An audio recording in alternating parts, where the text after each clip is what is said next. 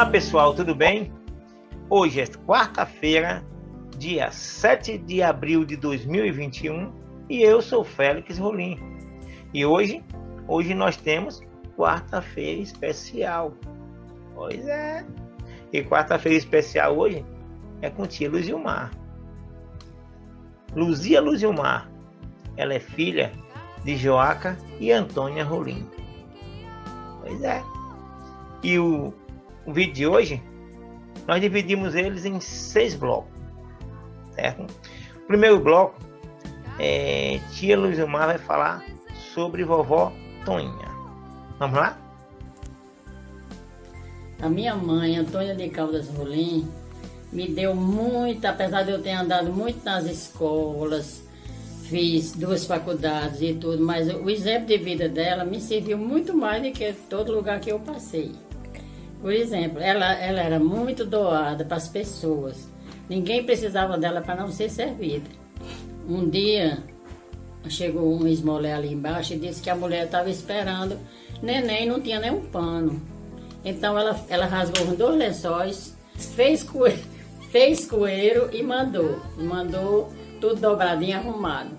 Quando chegou lá, foi motivo da gente rir, porque ele disse assim, e as meias, faltam as meias. Aí ele se tornou até em casa aqui um provérbio assim, quando a gente já tinha tudo e queria pedir mais alguma coisa, a gente dizia, e as meias, tá faltando as meias. Lembrando dessa hora, então, cada pessoa que precisasse, podia chegar aqui, lembrando que ela podia até ter uma mágoa, alguma coisa daquela pessoa, mas ela não lembrava na hora da necessidade. E a gente na Barbalha morava 4 filhas dela, era eu, Odete, Irisbá e Elisier, que é a mãe de Félix. Então, dia de sábado ela preparava 4 cestas básicas muito grandes e outras de frutas e mandava pra gente. Tinha marido, tinha como sobreviver, mas ela mandava. E pai, como todo homem passava na cozinha e fazia assim, E ela dizia, o que é, Joaca? Quem vinha atrás fecha a porteira. Agora é minha vez. Aí ele não falava mais nada, quer dizer, a vontade dela era sempre de doar, sem parar, podia ser aos filhos ou a qualquer pessoa. E assim foi a vida dela, dessa grande mulher. Ô tia, quando as pessoas se feriam lá, como é que a vovó cuidava dos ferimentos? Com o remédio da Sucam, que era um remédio para botar nas cacimbas. Aquele remédio ela botava em cima das feridas enormes. Antes da penicilina, sarou todas as feridas que vinham. E às vezes eu me agoniava. Minha mãe, que cheiro ruim é esse? Era cheiro de eudofórbio, o nome do remédio. E ela dizia, eu liguei, só vem na hora da janta esse povo botar remédio nessas feridas. Ela dizia, só tem, minha filha, esse horário. Deixa eu botar o remédio. Finalmente saía todo mundo curado.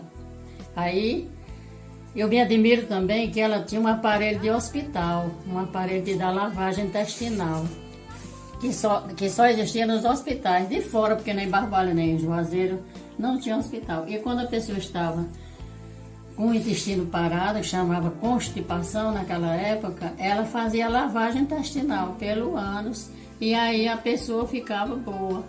Era também um título que ele deu como médica. E um menino do engenho lá, trabalhando, arrancou o couro da perna todinho. Ela botou aqui em casa numa rede e colocou o couro para cima e botou pastas de acepitol. E o menino saiu como se a perna tivesse sido pontilhada e não tinha nem... Vamos dizer que esse estrago no couro dele foi mais ou menos uns 22 centímetros. O couro foi jogado em cima do pé e saiu daqui sem nenhum vestígio que tinha acontecido isso. Sem ponto, sem nada. Então, era mais um sinal que, na realidade, o título que meu irmão deu era verdade. Por meus títulos que Rolim deu a minha mãe na hora do discurso lá em Salvador, eu já falei que ela era médica quando curava o povo, mas agora eu vou falar como psicóloga.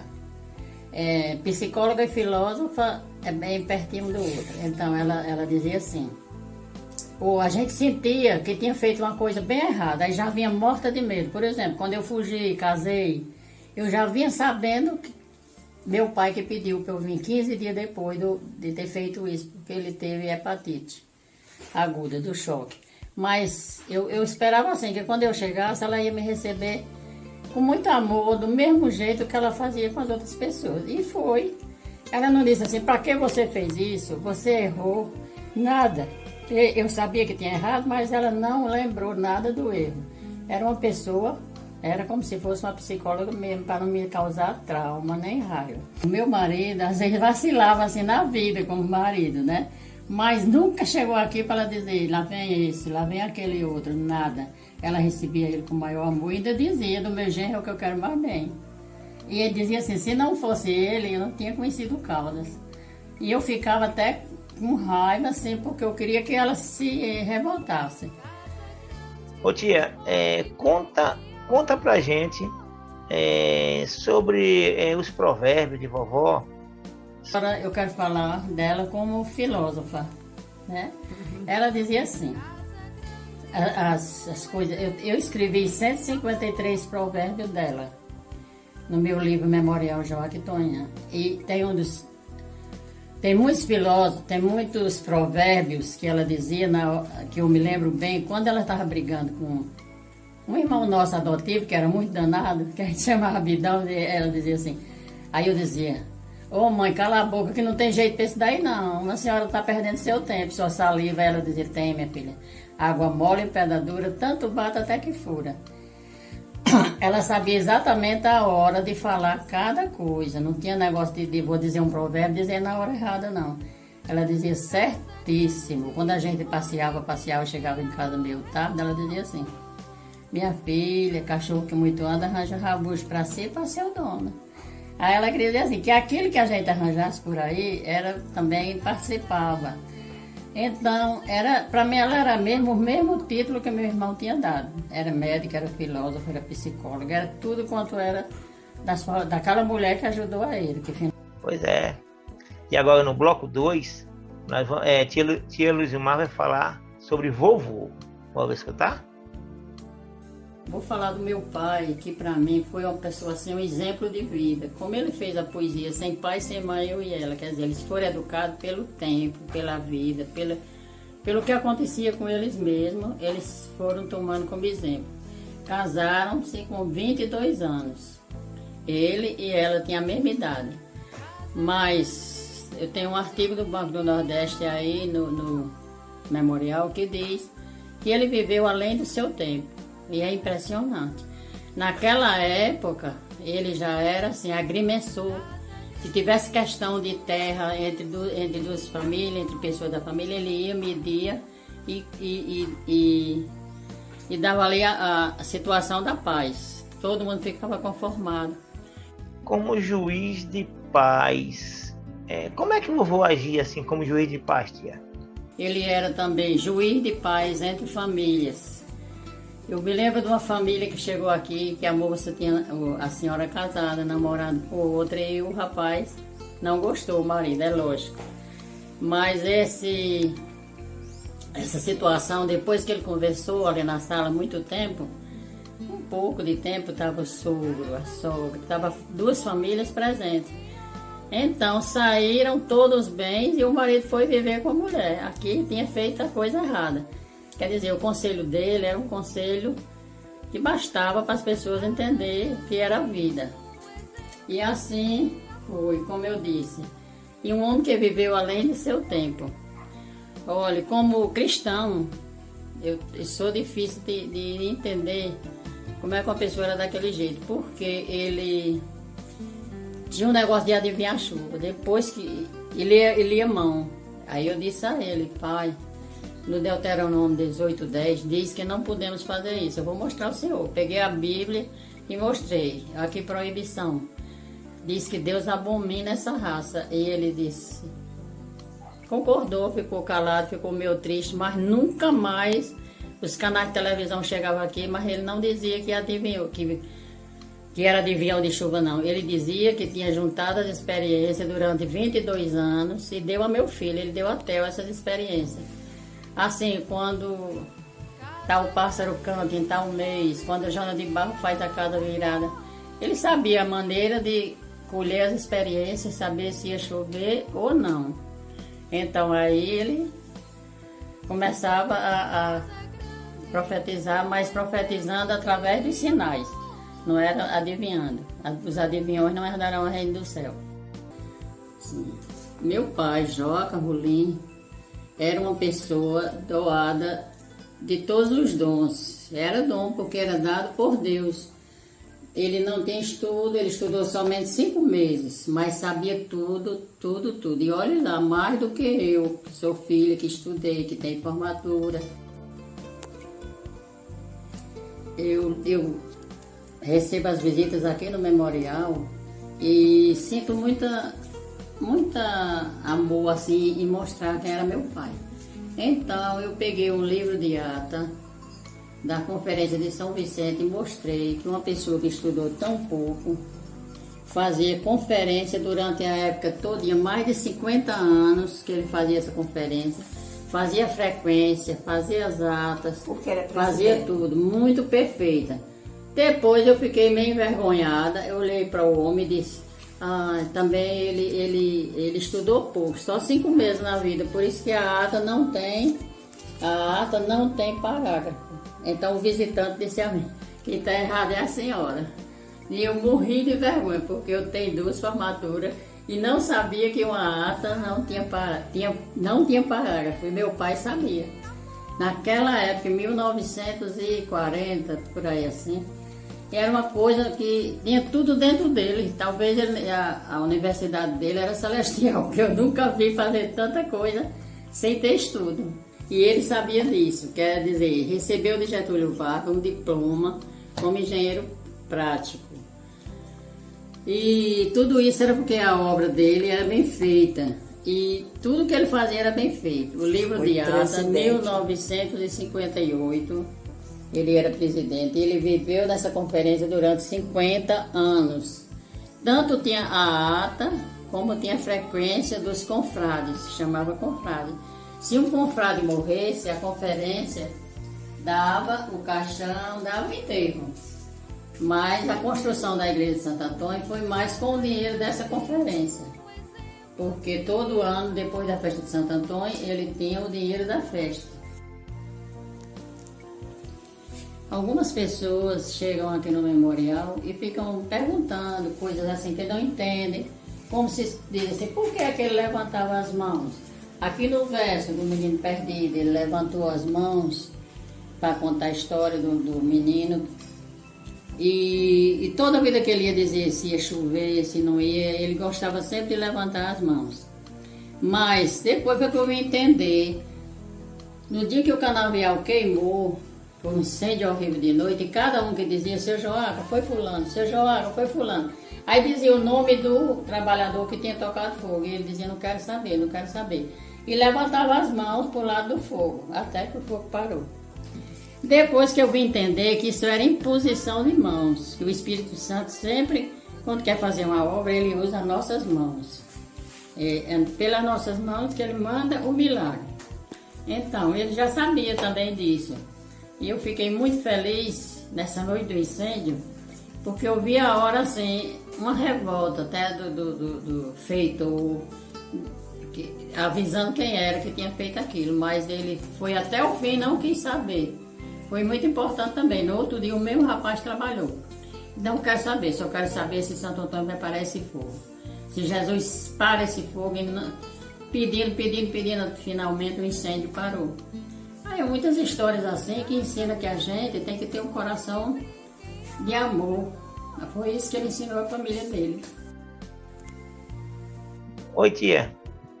Nesse terceiro bloco, vamos falar sobre o memorial, sobre quando começou o memorial Joaca e Toninha. Vamos lá? Nós estamos aqui no corredor da Casa Grande, de onde dá acesso para o memorial. Estamos vendo aqui o quadro das famílias, de cada um filho com sua família, netos, bisnetos, estão todos aqui presentes. Então, vamos caminhando Eduarda, que é a minha sobrinha, segunda. Mas estamos aqui com o pessoal de Zie, os filhos, neto, meu genro, Ednúbia, e todo mundo aqui de uma felicidade só. A família que gosta muito de rir, vejam que estão todo mundo alegre. Tá aqui até chegar ao memorial, nós estamos mostrando as fotografias e agradecendo a Deus por essa família, né? As pessoas tiveram muito filho. Diz a Bíblia, né, que filho, neto são sempre presentes de Deus. Família que tem pouco filho é ruim. A gente acha bom porque aqui foram 14 filhos, só criou 11, mas hoje temos uma grande família. Obrigado, meu Deus, por tudo. E está aqui a entrada do memorial. Eu sempre me preocupei com a memória da Casa Grande. Então, quando meu pai morreu, eu passei um tempo. Depois morreu em 96. Depois coloquei 2 mestres, passamos 2 meses consertando a casa. Tinha muito o que consertar. Então consertamos. Aí veio a lembrança, a memória que eu podia guardar aquilo ali toda a vida, aquela memória da Casa Grande, que foi um grande sacrifício de meu pai em fazer essa casa. E sacrifício, vírgula, porque ele era um mestre, assim, rápido. Ele fez essa casa em 54 dias. Mas para mim isso já era uma grande memória, ele ter feito essa casa em 54 dias. Aí eu disse, vou fazer um memorial. Quando chegou no ano 2000, eu vou fazer um memorial, vou juntar a família, todo ano resgatar a família para que ninguém esqueça desse local, de minha mãe e de meu pai. Mas como era um empreendimento assim, mas muito grande, para mim assumir sozinha, comecei a chamar a Ednúbia, me ajuda, ajuda. Aí criei mais coragem, aí digo, agora eu vou começar a fazer o encontro da família, mas é de Núbia. Pois é, e nesse 4º bloco, tia Luzimar está escrevendo um livro, né? E eu queria que ela fizesse uma apresentação desse livro. Tia? Apresentação do livro. Este é um livro de memória, de história, principalmente de caráter e força de vontade. O que se pretende é passar uma grande história de vida heróica, cheia de desafios. Uma grande trajetória de um homem simples que desafiou o próprio destino e, com a ajuda de Deus, mudou o percurso de sua vida.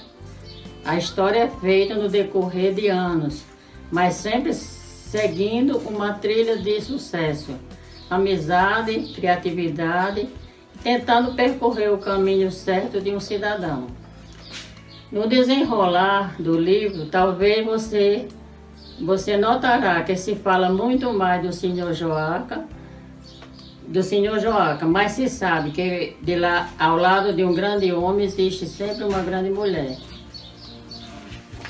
Agora, o agradecimento que eu tenho desse livro, eu vou ler, né, e não vou ler o resto do livro porque ele é muito extenso e são só crônicas, os provérbios de minha mãe, as poesias dos netos, tá tudo aqui. Então, o agradecimento desse livro. Agradeço principalmente a Deus por ter nos dado pais tão bons ao ponto de nunca esquecê-los. Agradeço aos meus pais que foram tudo em minha vida. Nesse 5º bloco, agora nós vamos falar de poesias. E como a senhora tinha me dito, tem 3 poesias para declamar, né? Então, vamos lá? Vamos escutar? Eu vou recitar 3 poemas que eu fiz. Faz tempo que eu escrevi esses poemas, mas eu sempre procurei uma ocasião, uma coisa que acontecesse para eu fazer um poema. Então foi assim, no dia do meu desquite, eu me desquitei 4 horas da tarde e quando foi 9 horas da noite eu fiz um poema, foi o meu primeiro poema. Cheguei em casa, no salão lá no Crato, e comecei a escrever justamente no birô do caixa do salão. E eu fiz o seguinte poema, já recitei muito nos encontros de casais com Cristo para não fazer o que eu fiz, fazendo uma pregação.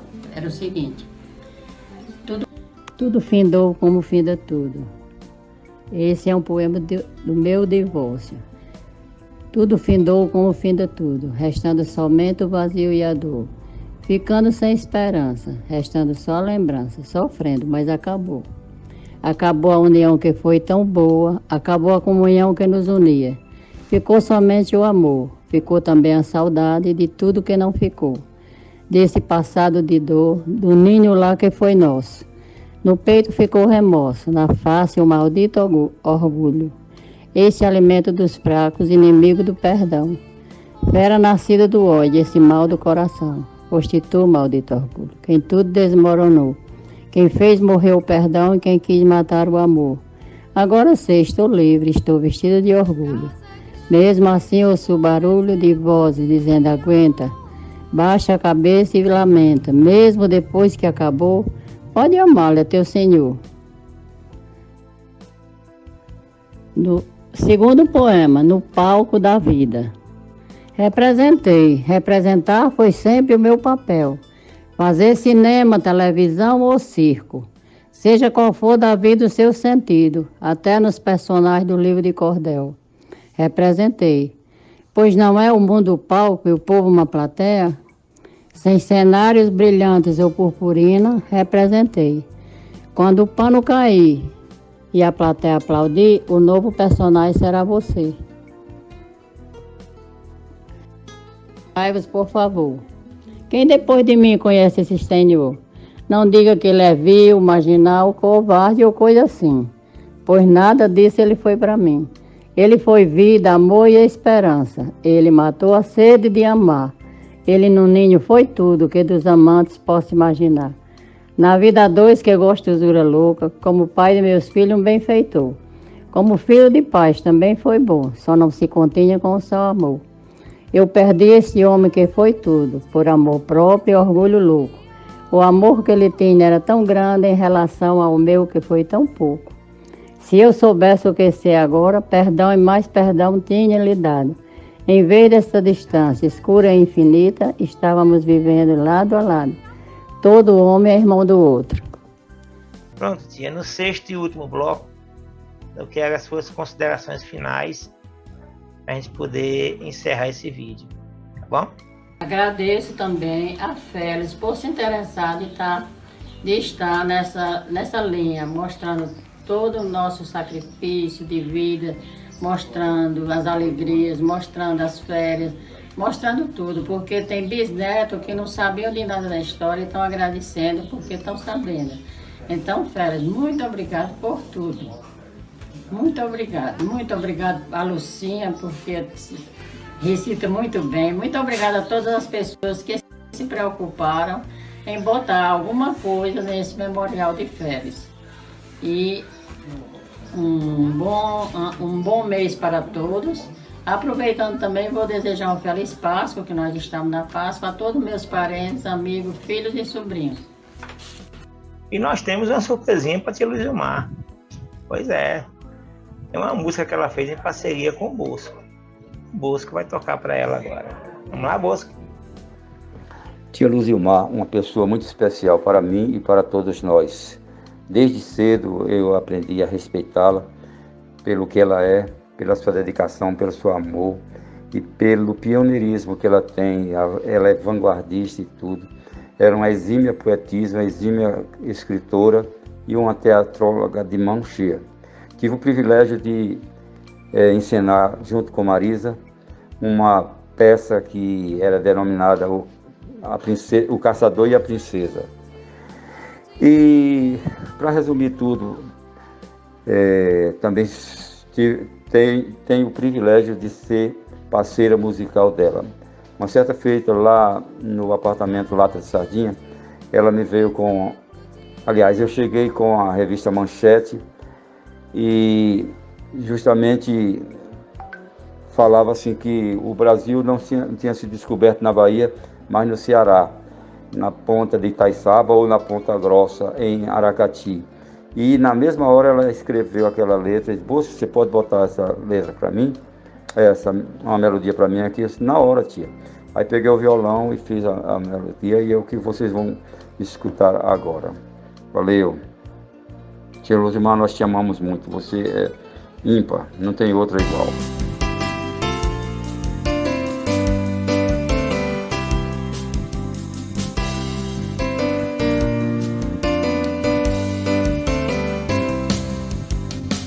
Sou cearense, filho de espanhol. Sou jangadeiro, filho do sol. Nasci em Aracati, jangadeiro, jangadeiro. Coração de sal, braços fortes suados, segurando o leme. Coragem é o meu lema, amor é o tema. Alô Bahia, alô Bahia. Quem foi que disse que o Brasil nasceu por lá? Yanes Pizon descobriu o Brasil no Ceará. Foi lá em Ponta Grossa, em Aracati.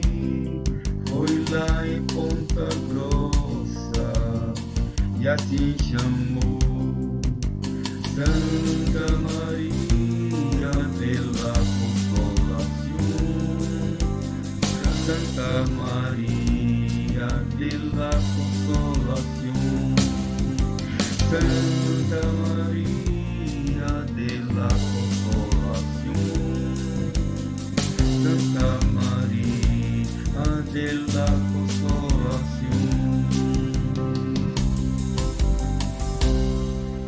No vídeo de hoje nós aprendemos mais sobre vovó, sobre vovô e sobre tia Luzimar. Não é isso? Eu quero te agradecer, viu, tia, por essa disponibilidade em gravar isso pra gente, tá bom? E na segunda-feira que vem nós teremos poesia de vovô. Pois é. E quem vai declamar vai ser Lúcia Andréa. E a poesia vai ser A Grande Decepção. Eu queria pedir a todos que nos ouvem e nos vê que, ao visualizar o vídeo, dá aquele joinha. Ó, as visualizações e o joinha estão muito desproporcional. E isso não é bom para o vídeo. Então eu peço que vocês, ao visualizar, dê aquele joinha, tá bom? E quem não é inscrito, se inscreve. Beleza? Pois é, gente. Então um beijo no coração de vocês e no meu também.